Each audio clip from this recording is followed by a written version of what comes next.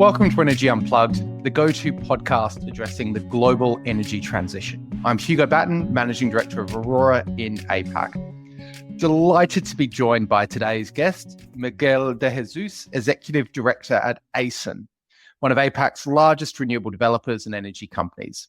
He's had a long and distinguished career in energy prior to ACEN. CEO of South Luzon Energy Corp, CEO at North Luzon Renewable Energy Corp, amongst other roles. Prior to that, he was a lawyer and even taught philosophy at one stage. This conversation will largely focus on the energy transition in the Philippines. Miguel, welcome to Energy Unplugged. Absolutely delighted you can join us. Thanks for having me, Hugo. Glad to be on. We're also joined today by Patrick Tan, Aurora's market lead for wider Asia, who's going to chat to Miguel with me. Welcome, Patrick. Hi, Hugo. Hi, Miguel. Now, we've had a couple of guests on from the Philippines before, but just for our EU and US listeners, can you give us a bit of a rundown on where you see the debate in the Philippines on the energy trilemma? You know, how are politicians and regulators thinking about the trade-off between decarbonisation, cost and security of supply, particularly in the Philippines where per capita electricity consumption is actually really quite low and expected by Aurora, but almost every forecaster to increase pretty enormously? Sure, Hugo. So I think we're at a really interesting stage right now in the Philippines. And when I'm speaking interesting stage, I mean to this 2024, 25, 26.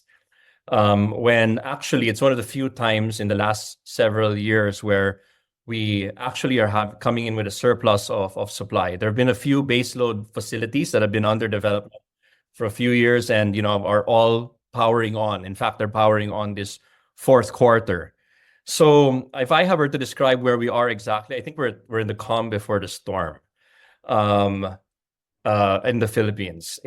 We have enough energy to address, concerns around significant pricing. We have enough energy also to hopefully be able to protect around red alerts and yellow alerts, which we have seen in our grid system over the last few years.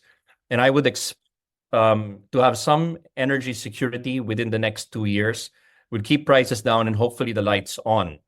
Having said that, there isn't any baseload that's being built post 2026 or what we're going to see coming online in 2027 onwards. And that's going to pose a very, very interesting set of conversations over the next, I'd say, 12 to 18 months about how we're going to be addressing what's certainly going to be a shortfall in supply, especially since the Philippines grows at about 5 to 6% energy demand every year.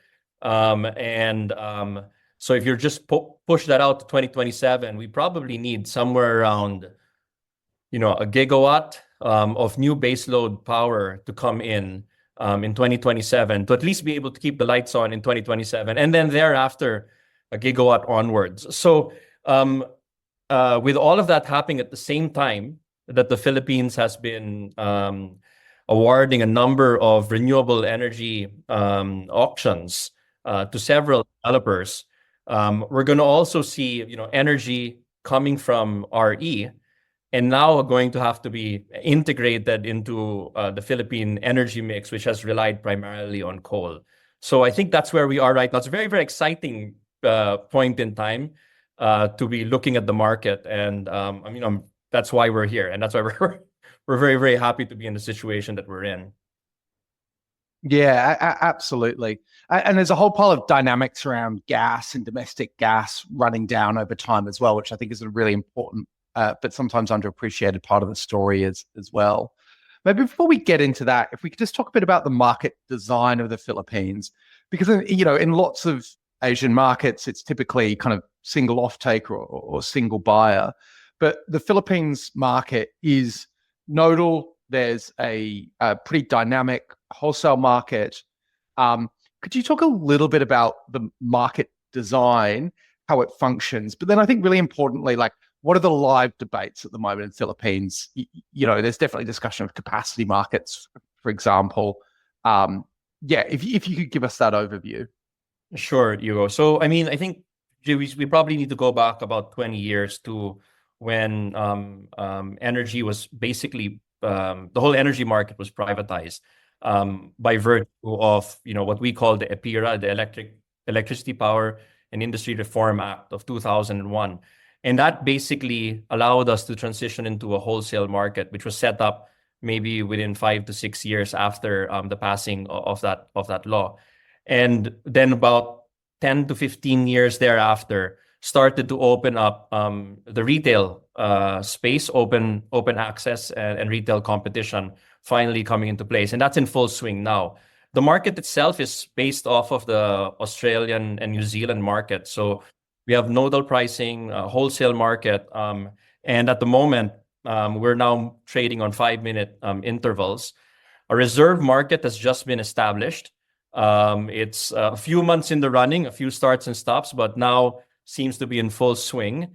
I guess the interesting thing to point out about the Philippines is, given that we're an archipelago, you see some very, very interesting variances in price across the many islands that we have.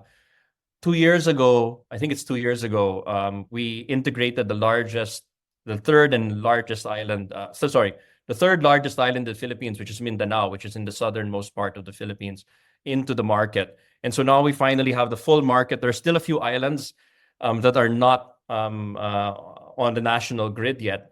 But otherwise, you're seeing a lot of price separation across the different markets.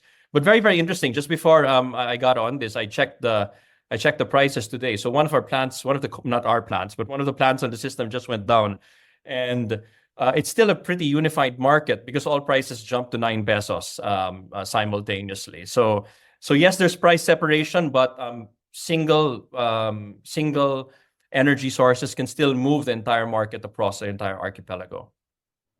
And do you think, because the Philippines, particularly over the last 5 years, like prices have oscillated, on a kind of monthly average basis, anywhere between 3,000 pesos per megawatt hour to like 7,000 or 8,000 pesos a megawatt hour, which is about it depends on the exchange rate, but say 120 to 140 USD.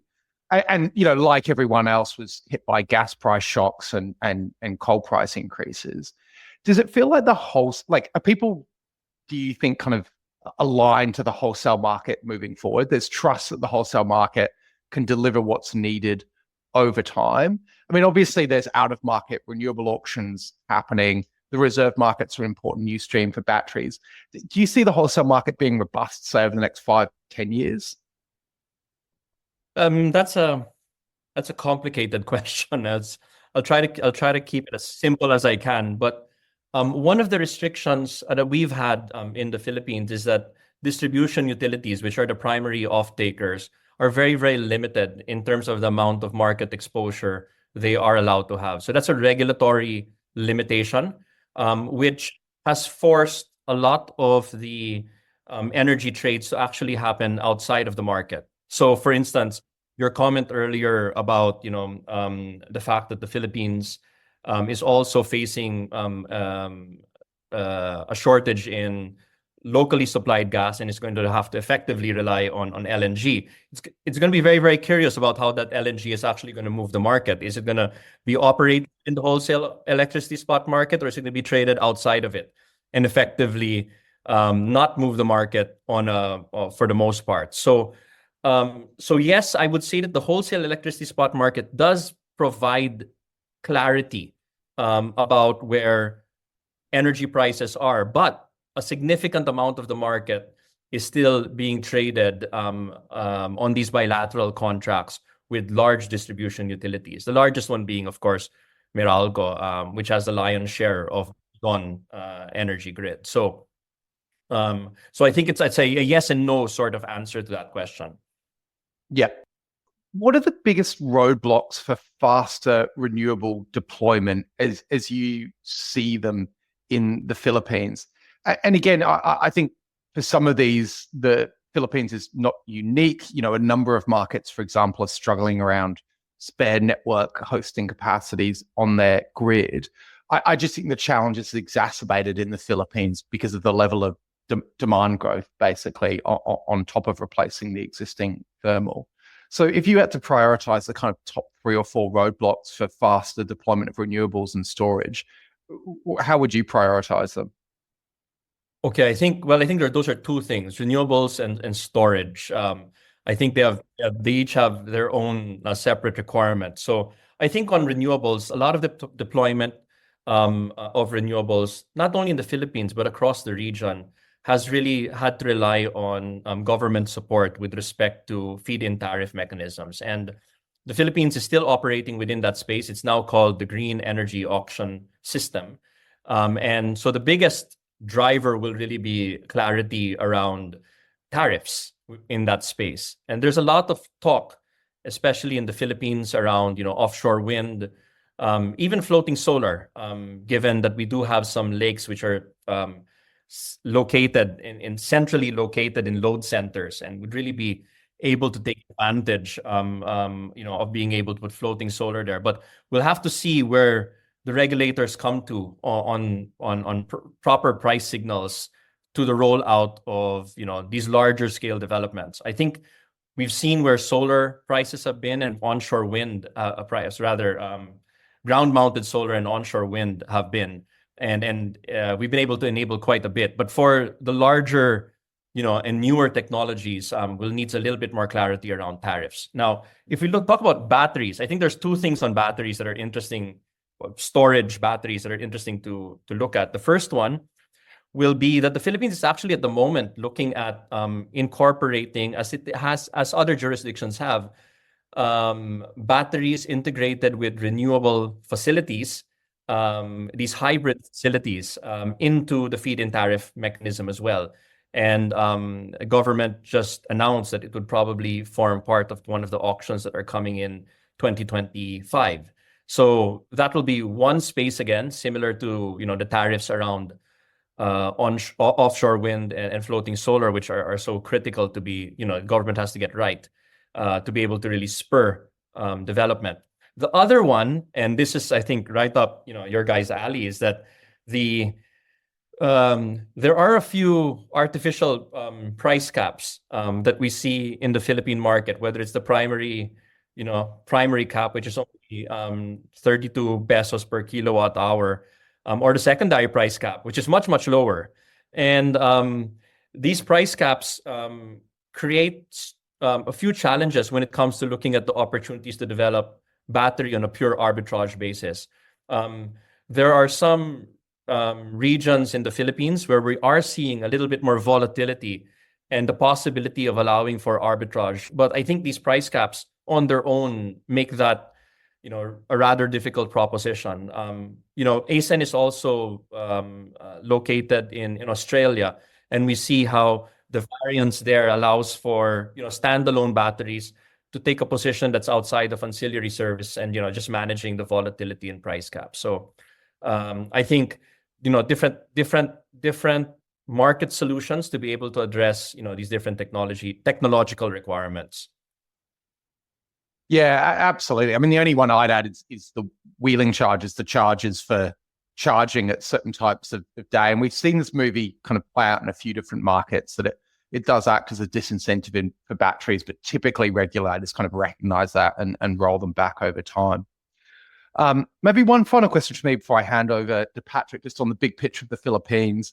I mean, APAC's an incredibly dynamic, strategic map at the moment, I think, for the different big international developers and infrastructure firms. And we're certainly working with a number of them who are trying to enter various Asian markets, and Philippines are typically high on that list. So that there's a big growth opportunity. Wholesale prices and PPA prices are relatively high by international standards. As a kind of Philippine local, where do you see the major challenges for international players as they try and enter a market like the Philippines? Maybe I'll start by just, before we talk about the challenges, just speak about the opportunity, right? And highlight what I said, I think, earlier on about the growth rate in the Philippines and the annual demand in the Philippines, and how the market is just, it's the requirements we're going to have on an annual basis are staggering. If we just keep the growth rate that we've had over the last several years, and there's no reason to think why that would not continue to be the case, provided we have the right infrastructure in place, to allow for all of this energy to come online. So I think the opportunity is so large that the necessity for international players to enter into the market to enable the continued growth of the Philippines is there. And that's why you've seen, government really try to create opportunities for international players to come. The most significant will be the policy changes that the current administration has made with respect to allowing 100% ownership of renewable energy by foreign players, right? So government is certainly trying to incentivize that, as well as the recognition that for certain technologies like offshore wind, local capital is going to be constrained to be able to, facilitate that kind of build out at the scale that the government is targeting. And we're talking about the tens of gigawatts that they're hoping to get built in the next, few decades. So now if we talk about the challenges, well, maybe I'll answer it in a little bit of a reverse, not so much in reverse, but to talk about our own experience moving into other markets. I think the challenge that you'll have coming into not only the Philippine market, but any Southeast Asian market is just to recognize that there's a lot of local flavor that one needs to get accustomed to before you're really going to be able to make significant investment decisions. You'll have to get comfortable with the challenges you might have around the regulatory requirements that one needs to address, especially on the local level, to build these significant projects. You'll also need to get comfortable about the market dynamics in the Philippines. The largest conglomerates in the Philippines are all involved in the energy space, and it's important to be able to maneuver the various relationships that are already entrenched. I'd like to think that the Philippines is a very welcoming country, and so there's always space for a lot of players, especially given our growth ambitions. But it's also important to recognize that there are ways of working that have been beneficial to a lot of incumbents that just have to be acknowledged and recognized and worked through.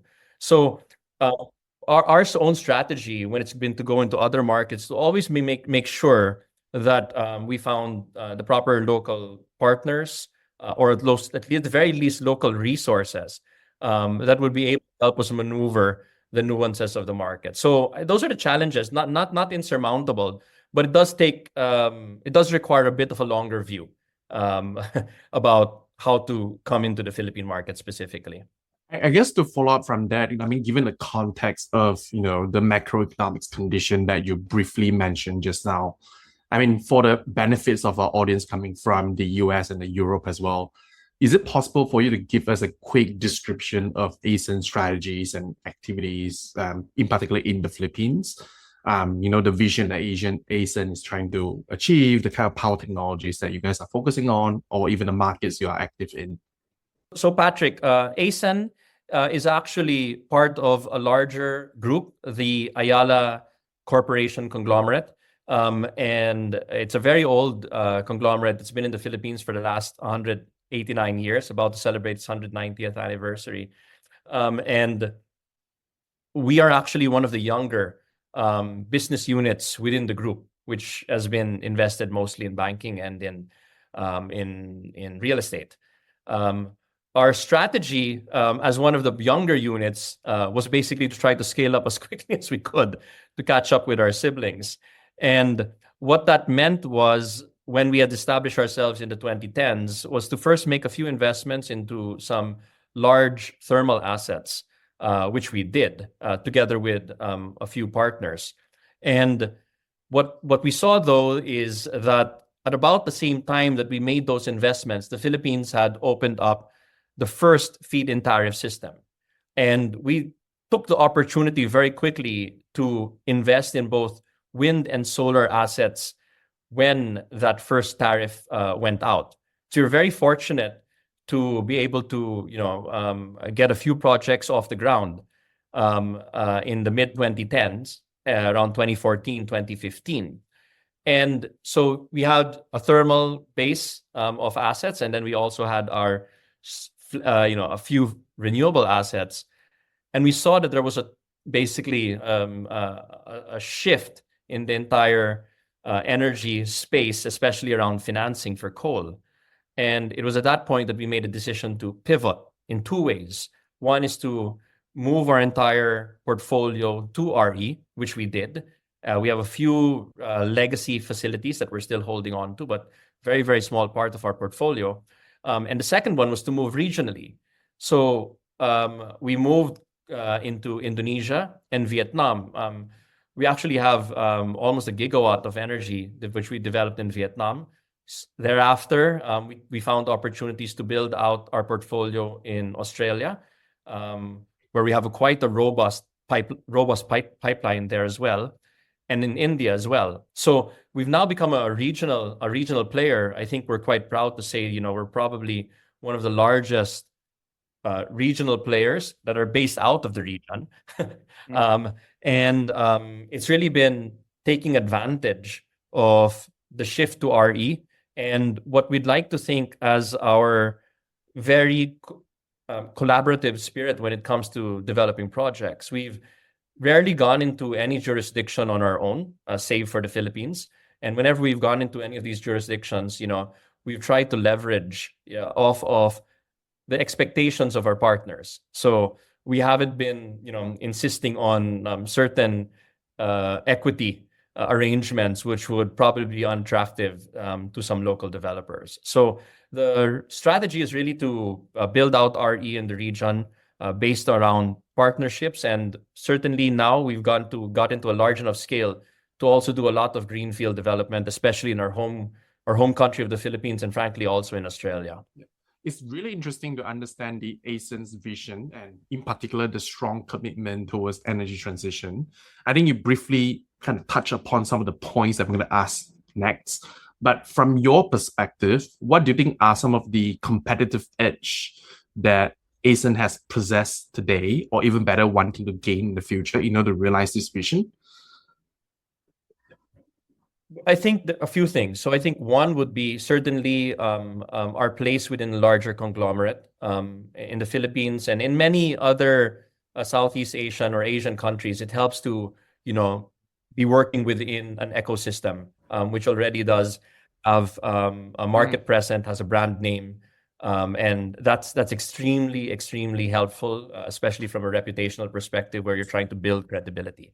So I think that would be the first thing to highlight. The second one is that the Philippines actually does have a lot of liquidity, and that's allowed us to tap a lot of our banking partners from within the Philippines to enable not only our projects here but even abroad, which might be a bit of a surprise to some people looking from the outside into the Philippines, that we actually do have the ability to raise capital, not only equity, but debt.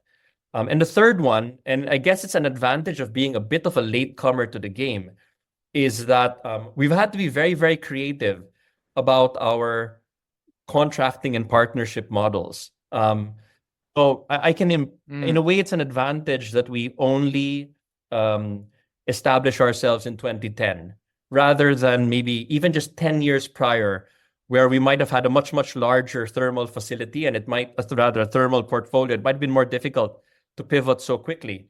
But because we were also so new to the space, we were able to come into a lot of these markets with a very, very creative view, whether it's towards partnerships, risks, or whatnot. I mean, if I can just give one, quick anecdote. When we went into Vietnam, it was a bit of a surprise. Because the Vietnam market had opened up its tariff, but there was a lot of concern that were raised about the bankability of the PPA that was provided during that feed-in tariff round. We were one of the players that said, no, we're comfortable with that PPA. We've seen what that PPA looks like because we've seen it in the Philippines. We can trust the necessity that government has for being able to go out to market to be able to award these PPAs. And, we took a very, very large bite of that apple. And at one point, I think we might have been one of the larger foreign investors, certainly in the RE market in that space, which would be a bit of you would not have expected that from a new player, less than 10 years old, coming into that space specifically. So I think I'd like to think that a bit of our advantage has really been driven by this creative point of view, entrepreneurial point of view we've taken with respect to developments in the region. So super interesting. Yeah. It's interesting across APAC. It is a number of the younger organizations who, as you say, aren't beholden to legacy positions in the market that have been able to move more agile, pivot faster into batteries, move into new markets quicker. There are a number of clients that spring to mind in that space. Miguel, just in the interest of time, maybe we could pivot just a little bit to your career. I mean, you've worked across a number of different organizations in the Philippines. You've probably seen some boom and bust cycles across technology types. The energy transition is moving faster than ever. Do you think it's kind of getting easier or harder to kind of build new assets and build a company? I think there's a tendency to assume that the period of time we're in now is the kind of most difficult and most complex. Do you think that's accurate, or has it just always been difficult to kind of execute on good strategies in markets like the Philippines? That's a tough one. Hugo. I'd like to think that there's a lot of opportunity. Again, I'll come back to that. There's a lot of opportunity in the market now. And so to say that it is tougher to build a company in this particular space with the kind of returns that are expected, I'm just probably looking at the glass half empty, right? Because of the amount of opportunity that there is, at least that's the way I look at it. The amount of opportunity that there is. I think that the opportunity, because without the opportunity, there's no way to create any company for any purpose whatsoever, right? So the opportunity is so rich that I think it does support the build out of various energy players, and we're seeing it. If I look at the retail space specifically, the number of players that have come into the Philippines is just staggering. It's just so many retail players in the Philippines, right? So obviously there's a lot of opportunity. Now, I think the flip of that question though is, I mean, what kind of a company do you need to have to survive, I guess, the challenges of this particular market? And I would think that the most important skill right now would be, just around agility. We have to be looking at this market every day. I mean, every quarter, prices are moving all around. Reliabilities of plants are curious. There's a lot of geopolitical tension in the Philippines. That's something we need to monitor, and many things can flip very, very quickly, right? And if the organization is not set up to be able to kind of absorb these quick movements, then it does become very, very difficult. So if you're looking for standard build out of an IPP that might have worked 20, 30 years ago, no, that's not going to work. That's not possible. It's impossible to build that, frankly, right? But if you're looking at an energy company that's prepared to look at at whatever it needs to look at in order to remain relevant in the space, and that I think goes all the way down to looking at the retail space and even distributed energy. If you ask me what bothers me, we're primarily on the generation side. What bothers me is the build out of distributed energy, but I don't see how the world will move in any other direction. I think we're seeing it even in the Philippines, which has been a little bit slower to the game, but I mean, I'm seeing it now, just the demand that we're coming from our retail customers of being able to address behind the meter requirements is something we're just going to all have to face. So a long answer to a question and a bunch of yeses and nos to, is it easy or hard? We might just finish up with two rapid fire questions that I try and ask at the end of all of these podcasts. So rapid fire. Firstly, what's one hypothesis or view that you have on the energy transition that you think is at kind of odds with the general consensus? Okay, I'm not sure if this is quite at odds with the general consensus, but in many other markets, the energy transition is built out through compliance. or even market requirements from multinationals, right? In the Philippines, it's a little bit slower. It's not been so much of a compliance market. What I've seen, which has been very interesting over the last 2 years, is that I think actually the energy transition is going to be driven by retail. I think the demand, as we're seeing it, the demand is being driven by our customers. The customers are insisting that we find a way to provide them with retail, even if they don't have any compliance requirements. So very interesting for me there that it's a new generation. I don't know if it's just a new generation, a younger generation of users that's demanding it. What's happening? And maybe Hugo, and it's not quite a rapid fire, but maybe just to highlight that in the Philippines, the retail market has not moved all the way down to the household level. So we're talking about businesses consciously making a decision for RE without necessarily having a compliance requirement to do so. So that's very interesting for me. Yeah, absolutely. And then the second rapid fire and a final question. Who do you read or listen to in the energy space that you think is always good, thought-provoking, and relevant to your work in the private sector? So Hugo, I think this is not going to be the answer you were hoping for, but I mean, I actually don't listen to a lot or read a lot of energy. Of energy. I mean, I'm so enmeshed in it. For the most part, that's not what I do. But what I do find is very important is that you just need to keep abreast of whatever the conversation is happening globally. So if you ask me what's on my bookshelf, I'm reading Harari's Nexus, and I just picked up Permacrisis recently. Try to understand a little bit about what's going there in terms of, because I my own sense is that when you look at the energy space, it's no longer a simple energy problem. We need to be looking at the impact of data, which is a problem unto itself. I will listen to your podcast on that a few days. Fascinating discussions, and of course just all the struggles around geopolitics, which are going to impact the way you think about energy. And that's my own point of view, that it's important to be able to look kind of sideways to look straight. No, absolutely. And certainly as Aurora is expanding through APAC, I've spent much more time reading up on geopolitics than I did when we were just in Australia, right?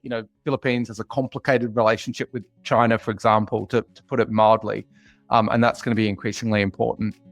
Miguel, absolutely brilliant. We've covered a huge amount there, I think, in about 40 minutes. We're so appreciative of your time. We know you're one of the busiest people in the Philippines energy system. So a huge thank you. Thanks as well, Hugo. Thanks, Patrick. It was really a pleasure to be on. That was Miguel de Jesus, Executive Director at ACEN, talking to Hugo Batten, Managing Director of Aurora for APAC, and Patrick Tan, Aurora's market lead for wider Asia. Thanks for listening to Energy Unplugged. Do keep an eye on our podcast feed for more in-depth conversations with senior members of the energy industry. The best way to do this is to follow or subscribe to the podcast via whatever platform you use.